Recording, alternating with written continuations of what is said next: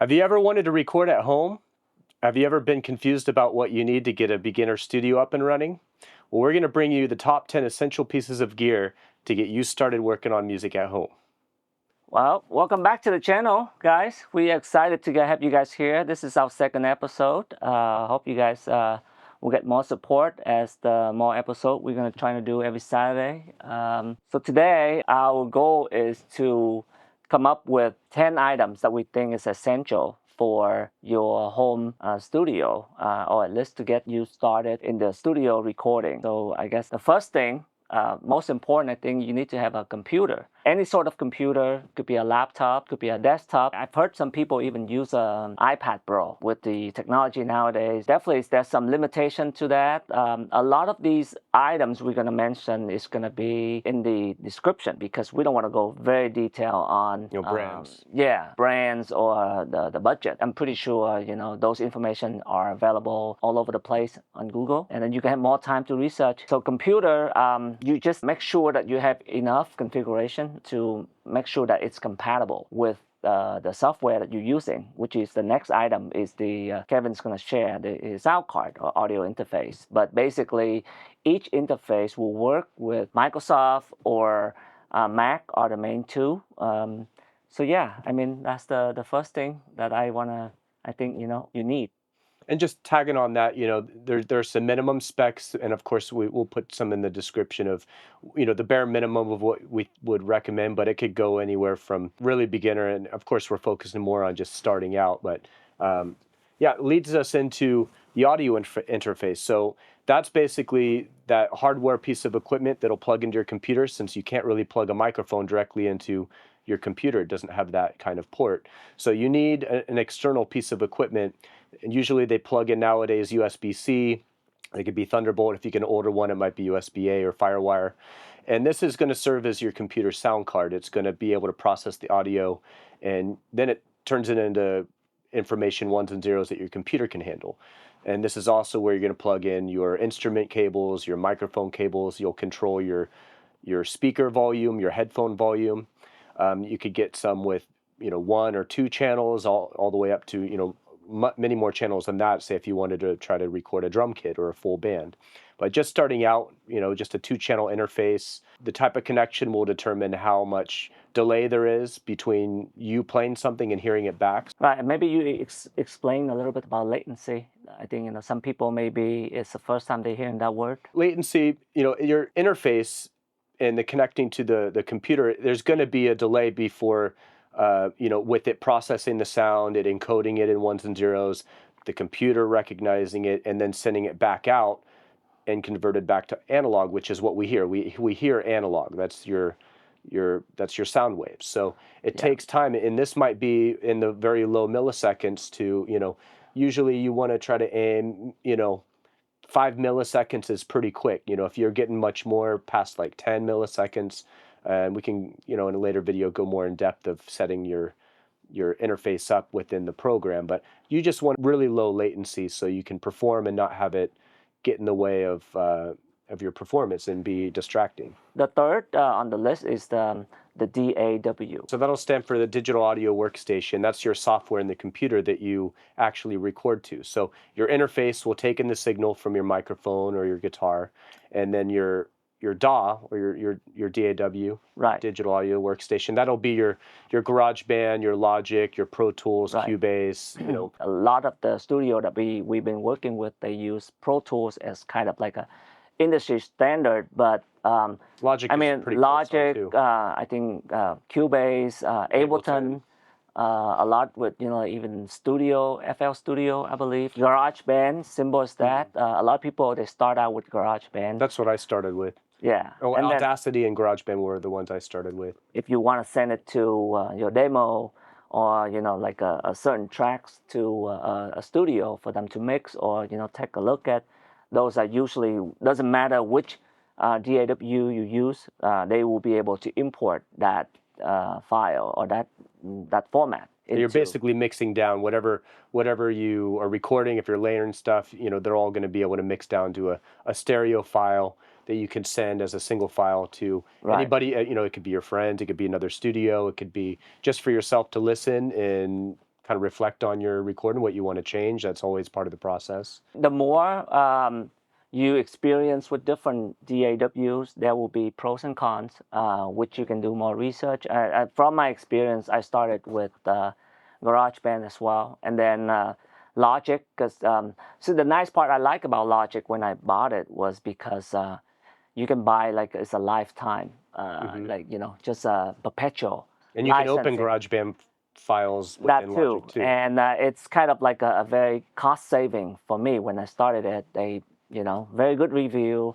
The price was quite okay to start, and after I played with it for a while, I noticed small little detailed things on the bouncing. So for me, when I try to compare, when I bounce an audio file from Logic and then Pro Tools, I noticed that the Pro Tools seems to be closer to the quality, the feedback that I hear when I monitor it in the studio. That's why I decided to eventually I switched to Pro Tools. And also, working with Audio Studio, it seems to be a lot easier for me to use Pro Tools, because sometimes technology can be funny because like they give you a lot of glitches. A lot of studios also will run on PCs. So if you have a Logic session, you have to give them all individual files, whereas you might be able to just give them the Pro Tools session, and as long as you have the same plugins, and most big studios would have whatever plugins you would have, then that's pretty seamless there. So, right. There are going to be pros and cons or things you like in one versus another. If you're working on certain styles of music, Ableton's really good for electronic music or live performing because you can set up sequences and go back between. So there are reasons to choose certain programs over the other. One of them's price, but let's say in the description, we'll give some examples of why you would choose certain DAWs over other ones. So number 4. So number 4, everybody needs a microphone if you're trying to sing. Of course, if you're doing all instrumental music and you're just working off a MIDI keyboard, that's not the case. But in general, you want to have a microphone. This could be for your vocal, it could be for an acoustic guitar, it could be for setting up in front of a guitar amp or drum sets. You could do a lot just even with one mic. There's a lot of recordings that were done with very few mics. Even the drum. Even the drums. Even the drums. I have done drum tracking with just 2 mics and it wound out okay. Just a single overhead and a single kick. Did quite well in those situations. Of course, the more you have, the more flexibility you have in your mixing. Right. So, there will be times you want to obviously use more than that, but sometimes if you're limited, you can make do with what you got. And that also pushes your creativity and your problem solving if you're trying to get a lot done with, a little bit. You have 3 choices of types of microphones. You have your dynamic, which can generally handle high level sound sources. So those would be, your loud singers, your guitar amplifiers, your snare drums. You have your condenser microphones, which get a little more detail in, and those would be more for subtle things. If you have, and singers in general, usually you want to aim for a condenser microphone because they get all those little details. But say you're recording an acoustic guitar, violins, things like that, that's going to be your condenser mic's going to be mostly your mic of choice. And then you have your ribbon microphone, which generally have a smoother sound, a darker, warmer tone. Think of Frank Sinatra. Yeah, it sounds more old school to many people, and those are used in different situations. So, say if I'm miking up a guitar cabinet, I might use one of each, or 2 dynamics and a condenser and a ribbon. So when I'm mixing down, I can play with the balance between all of those. Hopefully, we'll have a video that we're gonna just go over more detail about just microphone. So at least you guys can get some idea. And again, that's a separate topic, but I think the idea is, you start with just one microphone, for all of your needs, from tracking, your vocal instruments. Anything that's producing sound in the room with you, that you want to capture, you would need a microphone for that.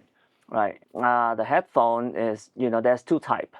There's a closed back and there's an open back.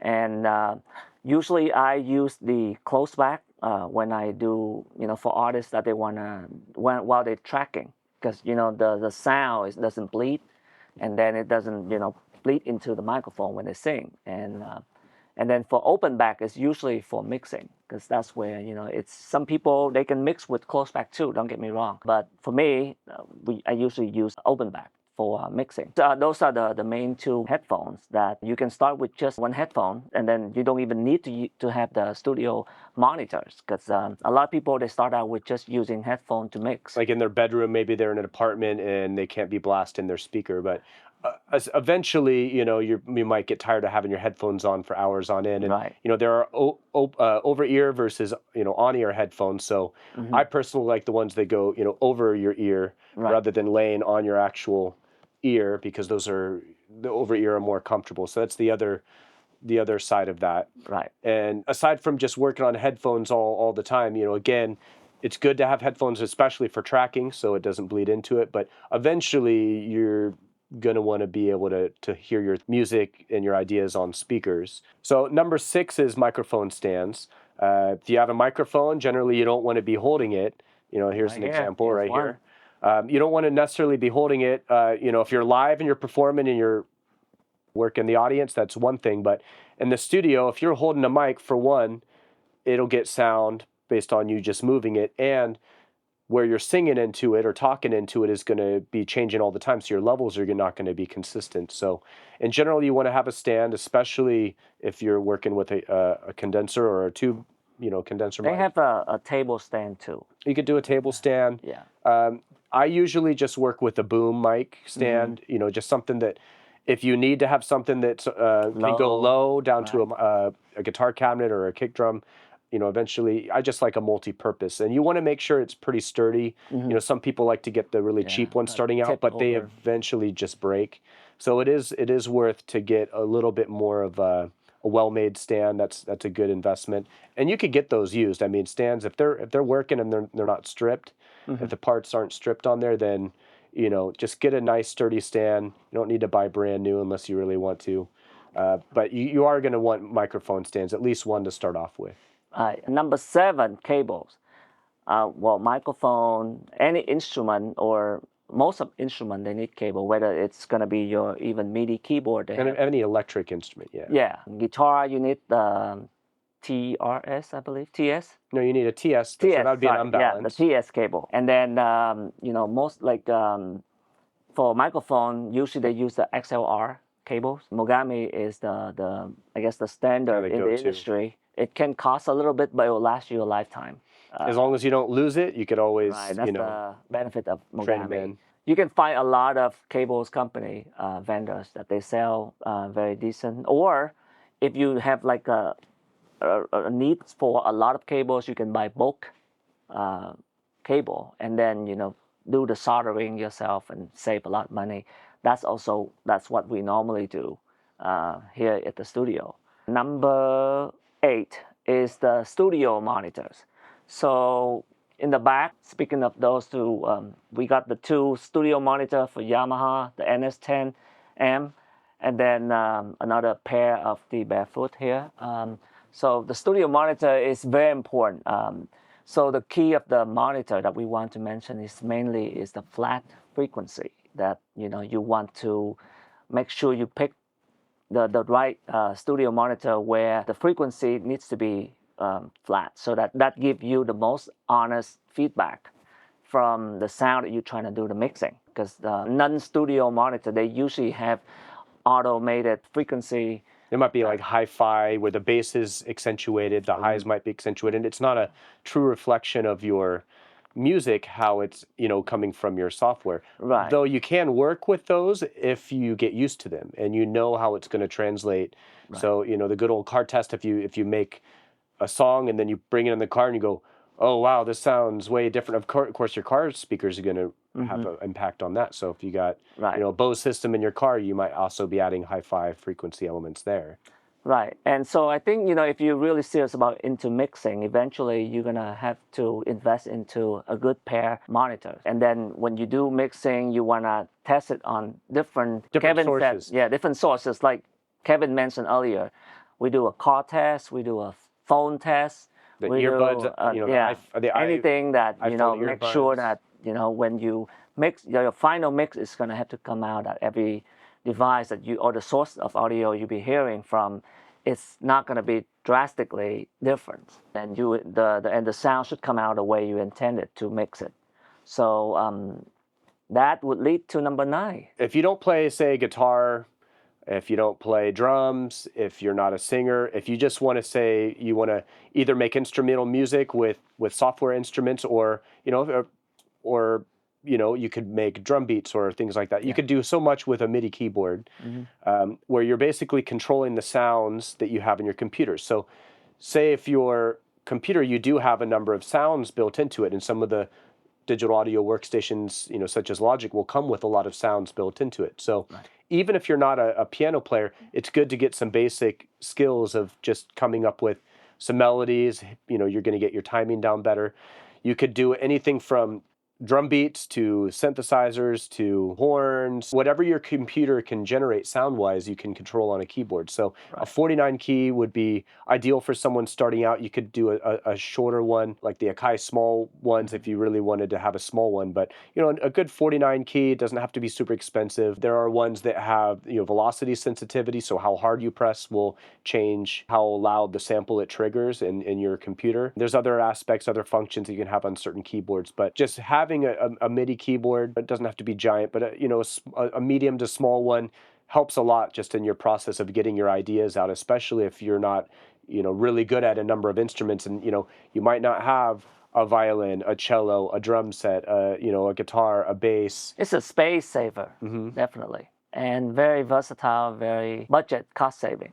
I think we go into the last item on the list here, which is so miscellaneous, that kind of covers a bit of everything that we haven't already mentioned. That could be anything from acoustic treatment, which can make a big difference if you're recording with a microphone. If you have a really echoey room, a lot of hard surfaces, parallel walls, that can get their way into your recording. So, putting foam up, people sometimes have used just egg cartons or blankets on their wall, something to kind of deaden the room just a little bit.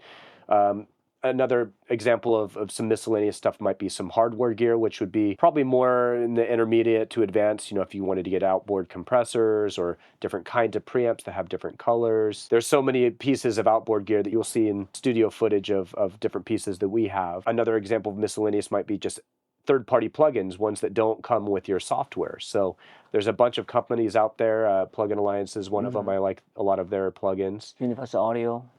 Yeah, Brainworks is a part of Plugin Alliance too. But I generally like to, Waves is another one. Just a lot of manufacturers of these plugins, so you can get virtual, sometimes you'd say emulations, or they're modeled from physical pieces, that you can get something close to the sound. It's not going to be exact of the hardware units, but very cost effective. You can get really interesting things going there, and to be able to process and deal with your sound in different ways. All right, I think that's wrapped up our 10 items that we think that is essential for your studio to get started with. I think the main point here is take action, right?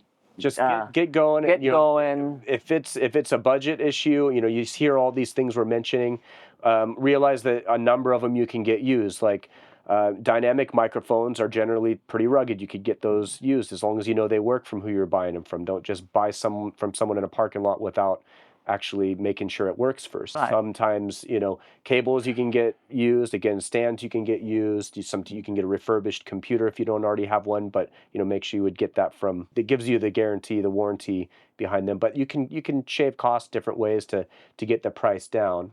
Right. Studio, it's ever changing. It keep on changing. So don't do your research, but it's not gonna stay forever. In terms of like from my experience, I keep buying things, try it, and then sell, and then try different things. I think that's part of finding what you like, custom to your liking, your own sound, your own tone, your own style. From there, be creative. Yeah, and as technology changes, or if you find certain holes and things that in your process that you want to, whatever motivate, whatever inspire you, I think that's the key thing. Well, let us know in the comments if you guys have had any recent gear that you've purchased and how you liked it. Well, thanks for stopping by, guys. Don't forget to like and subscribe, and see you guys next week.